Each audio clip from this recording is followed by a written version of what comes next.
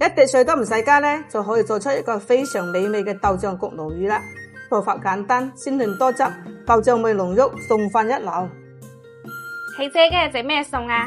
今日來一個野味嘅豆醬焗鱸魚。聽起身就好野味喎。係啊，今日買翻條鱸魚咧，已經洗乾淨斬好噶啦。再放啲薑啊、蔥啊嚟炸出嗰啲薑鬆味嚟，醃下味佢吓。佢聲真香啊！調味咧就放少少胡椒粉落嚟，一殼生粉，放啲豉油，少少蠔油，加涼時間呢一普寧豆醬落嚟，用手嚟揸勻佢，唔使放鹽啦。豆醬咧好夠味嘅，夠鹹。撈勻之後咧就加啲花生油嚟封住個水分，就醃佢15分鐘俾佢入味。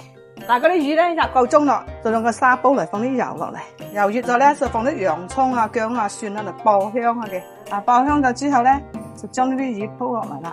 剩低啲汁料咧都唔會嘥到，佢放落嚟啦。嗱，依家就冚住蓋佢，藍一圈白加一嚟焗佢8分鐘就得啦。夠鐘夠鐘，哇，好香咧！嗱，加啲蔥花落嚟咧就可以起鑊噶啦。就想個香啲咧就噴啲糯米油落嚟，噴就夠啦，唔好放咁多吓。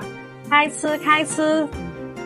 咁我做出嚟鱸魚咧真係鮮香嫩滑，做法又簡單喎。我全家人都中意食噶，中意你點讚支持下佢啦。